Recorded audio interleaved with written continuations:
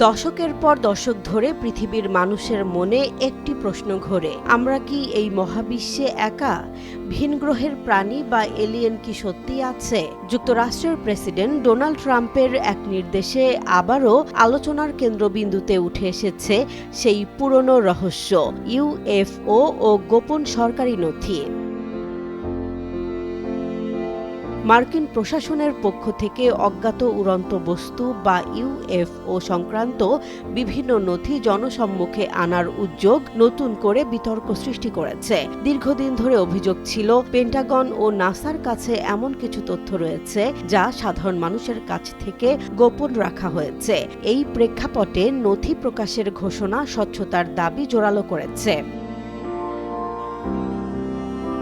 Alien রহস্যের ইতিহাসে সবচেয়ে আলোচিত ঘটনা 1947 সালে রোজওয়েল। সেখানে একটি অজ্ঞাত বস্তু বিধ্বস্ত হওয়ার খবর ছড়িয়ে পড়ে। মার্কিন সামরিক বাহিনী সেটিকে আবহাওয়া পর্যবেক্ষণ বেলুন বলে দাবি করলেও বহু গবেষক ও স্থানীয় বাসিন্দা আজও বিশ্বাস করেন সেটি ছিল ভিন গ্রহের যান। এই ঘটনাই এলিয়েন তত্ত্বকে বৈশ্বিক সংস্কৃতির অংশ করে তোলে। গোপন সামরিক ঘাঁটি এরিয়া 51 দীর্ঘদিন ধরে ষড়যন্ত্র তত্ত্বের কেন্দ্রবিন্দু। 2013 সালে সেন্ট্রাল ইন্টেলিজেন্স এজেন্সি আনুষ্ঠানিকভাবে ঘাঁটির অস্তিত্ব স্বীকার করলেও সেখানে কী ধরনের গবেষণা হয় তা স্পষ্ট করেনি, ফলে রহস্য আরও ঘনীভূত হয়েছে। বৈজ্ঞানিক দৃষ্টিকোণ থেকে ভিন গ্রহে প্রাণীর সম্ভাবনাকে পুরোপুরি অস্বীকার করা হয় না। 1961 সালে জ্যোতির্বিজ্ঞানী ফ্র্যাঙ্ক ড্রেক প্রস্তাব করেন ড্রেক সমীকরণ, যা আমাদের ছায়াপথে উন্নত সভ্যতার সম্ভাব্য সংখ্যা অনুমান করতে সাহায্য করে। যদিও নিশ্চিত সংখ্যা নির্ধারণ সম্ভব হয়নি, তবে মহাবিশ্বের বিশালতা বিজ্ঞানীদের আশাবাদী করে তুলেছে। বর্তমানে উন্নত প্রযুক্তির টেলিস্কোপ, বিশেষ করে জেমস ওয়েব স্পেস টেলিস্কোপ, দূরবর্তী বহির্গ্রহের বায়ুমণ্ডল বিশ্লেষণ করছে।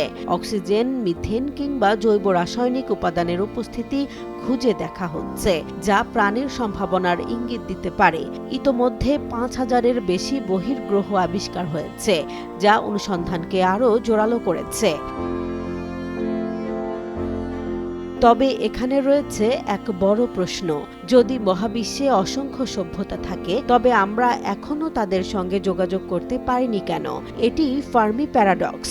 অনেক বিজ্ঞানীর মতে বিশাল দূরত্ব কিংবা প্রযুক্তিগত সীমাবদ্ধতাই এর কারণ হতে পারে। অন্যরা মনে করেন উন্নত সভ্যতা হয়তো আত্মবিনাশের শিকার হয়। এলিয়েন কেবল বৈজ্ঞানিক গবেষণায় সীমাবদ্ধ নয়, জনপ্রিয় সংস্কৃতিতেও এর প্রভাব গভীর। দ্য এক্সট্রা টেরিস্ট্রেইল কিংবা ইন্ডিপেন্ডেন্স ডে এর মতো চলচ্চিত্র মানুষের কল্পনায় ভিন গ্রহীদের কখনো বন্ধুসুলভ, কখনো আক্রমণকারী রূপে তুলে ধরেছে। ফলে বাস্তব ও কল্পনার সীমারেখা অনেক সময় ঝাপসা হয়ে যায়।